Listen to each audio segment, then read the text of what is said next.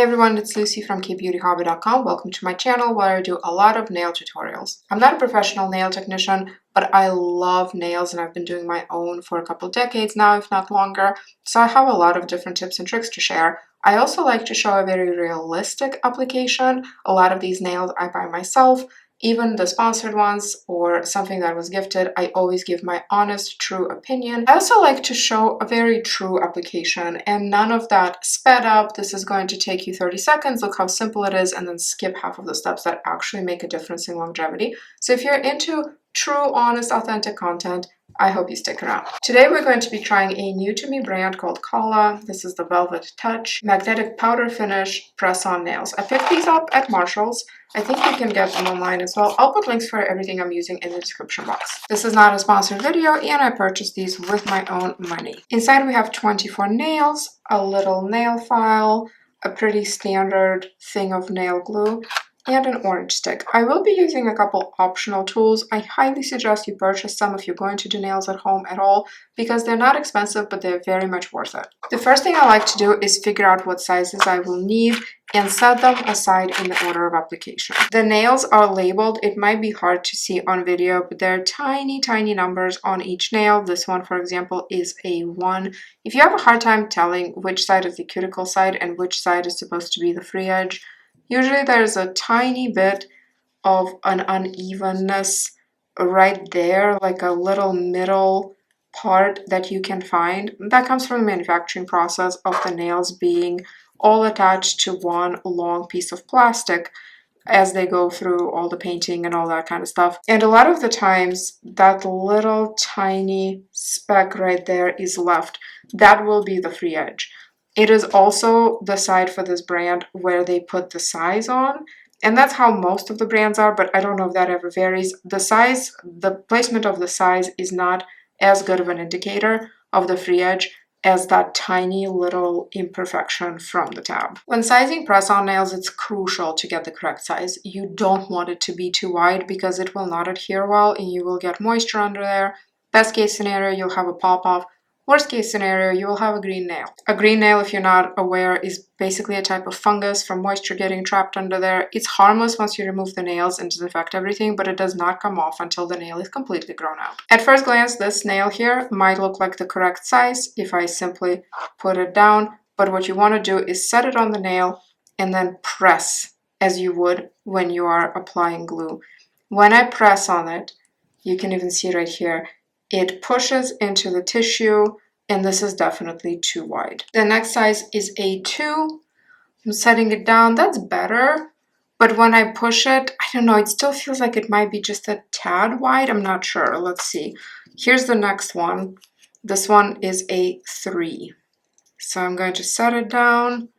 Now this one is perfect.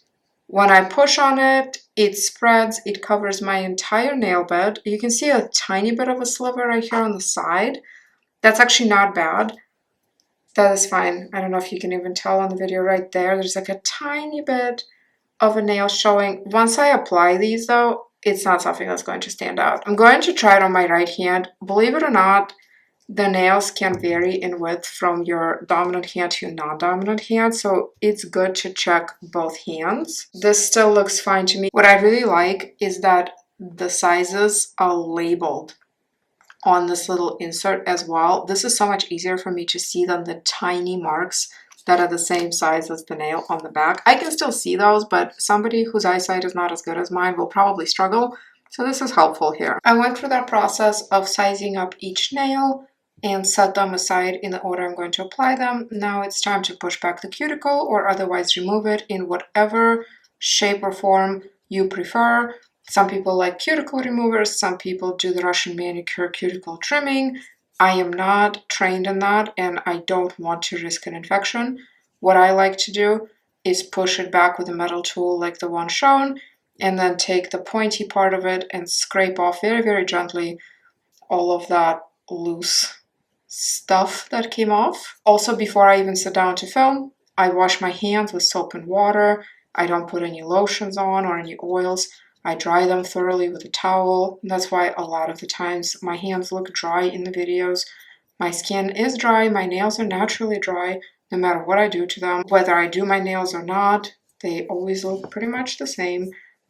And so it's my preferred method to simply use a metal tool like this to push back anything that's on the nail plate to make sure that I get good adhesion there, whether I'm using strips or press-on nails. Another thing you can do, and I don't always do this part, is rough up the nail plate a little bit with something like this. This is a single use, sort of. I do use them more than once. Little nail buffer. If you do choose to do that, make sure you're not constantly roughing up the entire nail. You will want to just angle this to hit only the new growth like this. It's very difficult to show, but you basically want to just do this. See how I'm not touching the older part of the nail? Because that one is probably already textured if you're doing your nails a lot. Now my nails are pretty ridged as it is. I don't typically buff them or anything because those ridges are actually weak parts of the nail. I don't want to thin them out even more. Sometimes you can address the ridges if they're caused by something like external damage or some sort of nutrient missing, and sometimes you cannot. And in my case, you really cannot. So I just live with them. I do stickers on top or the press-on nails like what I'm showing today. But it's been a while since I've done anything to my nails as far as using one of these little buffers. So I'm going to do a little bit just at the cuticle, like a lower third of the nail. Pretty surprising, but there is no prep pad in the kit, so I pulled these out of a different brand. But usually there's a prep pad in the nail kit. This one came from a nail lock set. I have a tutorial for that. It's one of my favorite stickers. The purpose of the prep pad, it's just an alcohol wipe, is to get any oil, grease, anything like that residue off the nail before we're going to do our press-ons. If you have very oily nail beds, you can get a nail dehydrator. It's a paint-on sort of product. It's liquid. You paint it on. You can't really see it after that. It does dry the nail out. Some people like to use acetone. You can do all of that. You can wash your hands with Dawn dish soap before doing the manicure if you want. I cannot do any of that. I can't do the dehydrator. I don't need to typically, but I can't do the Dawn dish soap or the acetone because of my eczema. The little nail glue thing that is included here, I'm not going to throw it away because they are nice and convenient to keep in your purse or in your pocket or whatever if you're going to wear press-on nails or stick one in your car, because pop-offs do happen even if your application is very good, or at least they happen to me occasionally. But I don't like to use these for the actual application because I just never have very good wear with any of them, no matter the brand. This is my favorite nail glue. Again, not sponsored. This is Beauty Secrets. You can buy it online at a markup, or you can go to Sally Beauty. That is where they're sold typically inexpensively, under $10. I have done so many nail sets with this now, I can't even tell that any of it is missing from the tube because it doesn't take very much for application. And there's a little pin in here that makes sure that the nail glue does not dry out inside of the nozzle. But sometimes you do have to hold this part when you're first twisting the glue open to avoid taking off the entire cap, just depending on how things are drying inside there. Sometimes the whole thing tries to come off, but normally this part comes off, and then here's the little yellow pin that was inside. Here's the nozzle, and then it is made in a way that you can stand it upright, which is really nice. If you've seen any of my other nail videos, I typically say that, hey, disclaimer, I know it's recommended to put the glue on the nail itself, the fake nail, and on your nail bed, and I cannot do that because I'm just really clumsy and I always make a mess. Well, I've been experimenting with that. So what has been working for me is just doing a dot like this on the fake nail. Not try to get perfect, just get a little extra glue in there. Set it aside. I'm using a little paper to protect my table. Then doing a fuller coverage on the natural nail. And the key here is to use enough glue to get a good seal, but not so much that it's going to be spilling out the sides.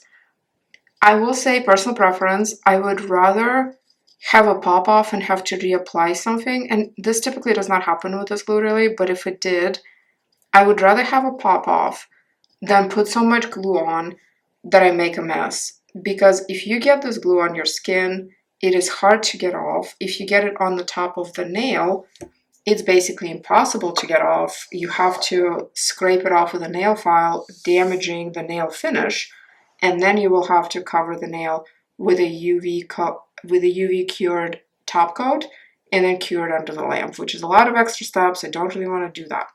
So I'm applying the glue. As you see, I got pretty good coverage. I'm going to let it go for about 20 seconds, just sit for about 20 seconds so that it can get nice and tacky. If you apply the glue, and I think this is true for most nail glues, if you put it on and immediately try to form the seal, it will not work very well because the glue is not tacky enough. So you just kind of let it breathe for a second and then pick up the nail. This is the part that is the most difficult, especially while filming. I'm going to put this nail at an angle, trying to show it like this, to the cuticle part. Make sure it's straight, which it's not. This is not straight. And the glue is already very tacky. And now I am applying good amount of pressure, but not so much that I'm squeezing the glue out of the side, not so much that I'm bruising my fingernail. And you want to keep that pressure on for 30 seconds, which sounds like so much time, but it's really not. And it's worth it to get a good manicure. I love the press-on glue-on nails now. I used to really not like them, but I really like them now because they don't move. My favorite press-on nails used to be Dashing Diva Magic Press, and I still really like them for a quick manicure, but they are peel-and sticks. It's really nice and fast. But that squishy, sticky part under the nail eventually does start to move a little bit, and you can feel your nails move sort of independently from your fingers, and that's how you know the manicure is almost at the end of its life. That is not the case with glue-ons. They just stay. If everything goes well, you will feel that seal forming. You will feel a little pull on your natural nail. Nothing should be painful. It should not be uncomfortable, but you will definitely feel almost like, I don't know, a suction of sorts, but that feeling goes away in a little bit. It will not feel like this the whole time you're wearing the nails. One other thing you can do is either get a very thin, like skinny nail file, or get an e-file with a little attachment that is nice and thin, and rough up this underside of the fake nail. That can help create a better seal. That can give the glue a bit more surface to grab onto. I don't do that. There's just no way I want to spend that kind of time. With this Beauty Secrets glue, I can easily get 12 to 14 days, and I could never do that. I could never get that long wear from press-ons before this glue ever. That is enough of a wear time for me. 14 days is a long time. About 11 days after application, I start to be able to see grow out.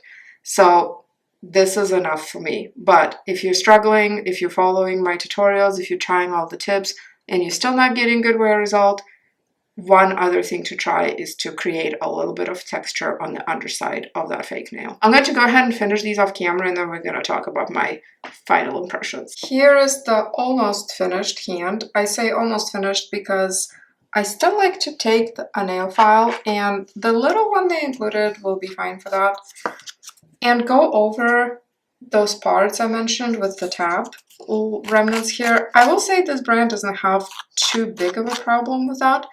I have seen some nails where the little tab sticks out quite a bit. You can see it, but there's still, to the touch on some of them, a bit of an kind of unevenness. So I'm going to just go over very lightly, and be careful, be mindful of your angles. You don't want to take off any of the finish at the top. Let's talk generally about the nails. I like the color, it's beautiful. I don't even know if the true magic velvety finish of it is showing on camera. I think it is. Looking in my little viewfinder, it does look just as good on camera as in real life.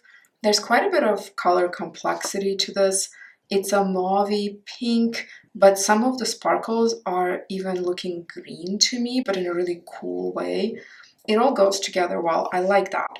The nails themselves feel nice and sturdy. They are thick enough to not be fragile, but not so thick that they're uncomfortable. What I have a major problem with is the sizing. It was very difficult for me to get nails that fit my hand well. And for some reason, some brands do this, and this is one of them. As they go a little wider in the sizes, they also go longer in the length. And that is not always needed. Sometimes a little bit of extra length, yes, you do need that. But here, the difference is stark. If you look at my ring finger and you look at the middle finger, and I did get some glue here on the skin, but you can see the significant difference in length, and that bothers me. Yes, I could clip this off and file it off, but I don't want to do that, and I typically don't have to do that with other brands. To me, the hand looks weird. This nail looks so much wider than this nail, even though they both technically fit my nail beds okay. What I would have liked is another size like what I have on my middle finger. So the package had, or on my index finger, sorry. The packaging had 4 of this size, but this size only fits on my middle finger. They only had 2 of this size and 2 of this size, and so on. Yes, I could have taken this bigger size. I could try and file off the edges of it and make it thinner to fit here, but that is so much work. The reason that I want press-on nails is because it's faster. It is faster than semi-cured nail strips. It's not instant, but it is very quick. If I'm not filming, I could do the whole manicure in probably 10 minutes or under. For that reason alone, no matter how they wear, I am not repurchasing this brand. I understand that my hands are a bit on a smaller size. I wear size 5.5 ring, for example, on the left hand, on the ring finger, but still they're not abnormally small. I think they're fairly average, and in most brands, I have no problem finding enough sizes to fit my nail beds just fine. Not in this case. One more thing I wanted to point out, in case this is important to you, this does have a cancer warning for the California Prop 65. I am not in California. I've heard from people who live in California that everything under the sun there comes with a sticker. I'm not sure if this is only relating to the nail glue. Probably. I'm not sure. It's not like it worries me all that much, but I wanted to point that out in case this is important to you and it's a deal breaker, because yes, it does have that warning on it. As always, the biggest thing is how do they wear? I understand that sizing is incredibly individual and subjective. I have really no other qualms with this nail set so far. I will include a pinned comment about how they wear, but keep in mind that sometimes I publish videos while I'm still wearing the nails, and I add the comment and I edit it after the video has been published. Of course, if you have any questions, please let me know. If you have constructive criticism, also let me know, but please keep it constructive. I've had an interesting assortment of commentary in the last couple of weeks where somebody said, my voice is screechy, and while I completely understand not liking somebody's voice and not wanting to watch their content based on that, that is fine. I probably don't need to know that because I'm not going to change my voice, nor can I, really. But if you have constructive things like, hey, I want to see more of this part of the application, I want to see more or less of that, hey, have you tried this brand? Have you considered this application technique? What brush-on glue do you recommend? Whatever, things that are useful like that, or things that I could actually change if I wanted to, hit me up. Other than that, there are lots of creators on this platform and other platforms, and if somebody suits your taste better, that is completely okay. Thank you so much for joining me today. I hope this video was useful. I hope you learned something new. And again, if you have any tips for me or brands that you think I should try, please leave me a comment. You can find me on Instagram at KBeautyHobbit, my blog, KBeautyHobbit.com, and in my private Facebook group, Korean Beauty Fanatics. I hope to see you in my next video, and until then, have a wonderful week and be kind. Thank you. Bye.